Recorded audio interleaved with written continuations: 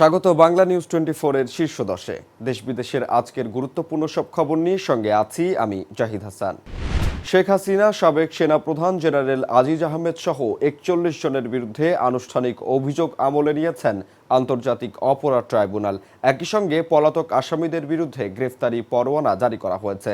আজ দুপুরে আন্তর্জাতিক অপরাধ ট্রাইব্যুনাল ২ এ আদেশ দেন। ২০২৬ সালের মাধ্যমিক স্কুল সার্টিফিকেট, এসএসসি ও সমমানের পরীক্ষার ফল আগামী ১০ আগস্ট প্রকাশ করা হবে। আজ মাধ্যমিক ও উচ্চশিক্ষা বিভাগের সচিব মোহাম্মদ আব্দুল খালেক এ তথ্য নিশ্চিত করেছেন। এর আগে ২০ জুলাই ফল প্রকাশের তারিখ নির্ধারণ করা হলেও প্রস্তুতি সম্পন্ন না হওয়ায় তা পিছিয়ে দেওয়া হয়। সাতক্ষীরা জেলা আওয়ামী লীগের সাধারণ সম্পাদক মোহাম্মদ নজরুল ইসলামকে গ্রেফতার করা হয়েছে। আজ রাজধানীর একটি আবাসিক এলাকা থেকে ঢাকা মহানগর গোয়েন্দা পুলিশ তাকে গ্রেফতার করে। ডিবি প্রধান অতিরিক্ত পুলিশ কমিশনার মোহাম্মদ শফিকুল ইসলাম বিষয়টি নিশ্চিত করেছেন। কিশোরগঞ্জের ভৈরব বাজারের নামকরণ নিয়ে দুই গ্রামবাসীর সংঘর্ষে মাসুদ মিয়া নামের এক যুবক নিহত হয়েছেন। এ ঘটনায় উভয় পক্ষের প্রায় অর্ধশতাধিক মানুষ আহত হয়েছেন। আজ সকাল ৮টা থেকে ভৈরব ময়মনসিংহ আঞ্চলিক সড়ক দখল করে এই সংঘর্ষ শুরু হয়। পরে পরিস্থিতি নিয়ন্ত্রণে নেয় ভৈরব ও কুলিয়ারচর থানা পুলিশ।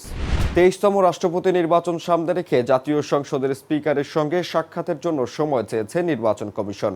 আগামীকাল বেলা ১১টায় বাংলাদেশ জাতীয় সংসদের ভারপ্রাপ্ত স্পিকারের সঙ্গে প্রধান নির্বাচন কমিশনারের নেতৃত্বে নির্বাচন কমিশনের এই বৈঠক অনুষ্ঠিত হওয়ার কথা রয়েছে।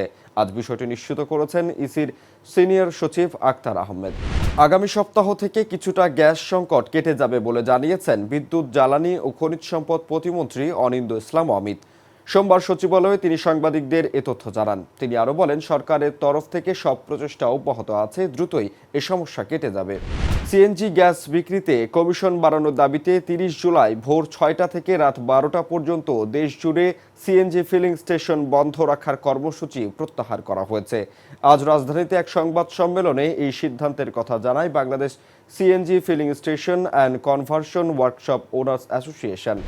রাশিয়ায় ইউরোপের সর্বোচ্চ পর্বত মাউন্ট এলব্রাসে তীব্র ঝড়ের কবলে পড়ে বসনিয়া ও হার্জেগোভিনার ৫ জন পর্বতারোহী নিহত হয়েছেন। বৈরী আবহাওয়ার কারণে এখনও ৩ জনের লাশ পাহাড় থেকে নামানো সম্ভব হয়নি। আজ রুশ বার্তা সংস্থা রিয়া নভোস্তি দেশটির কর্তৃপক্ষের বরাত দিয়ে খবর দিয়েছে। যুক্তরাষ্ট্র ও ইরানের মধ্যে প্রায় ২ সপ্তাহ ধরে চলা সংঘাত আপাতত থেমে আছে। এতে আন্তর্জাতিক বাজারে অপরিশোধিত জ্বালানি তেলের দাম উল্লেখযোগ্যভাবে কমেছে।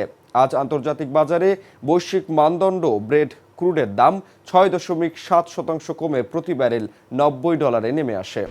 এবং প্রশাসনিক অস্থিরতা ও বিপুল ঋণের চাপে গ্রীষ্মকালীন দলবদলের বাজারে কার্যত স্থবির হয়ে পড়েছে সৌদি আরবের অন্যতম জনপ্রিয় ক্লাব আল নাসর।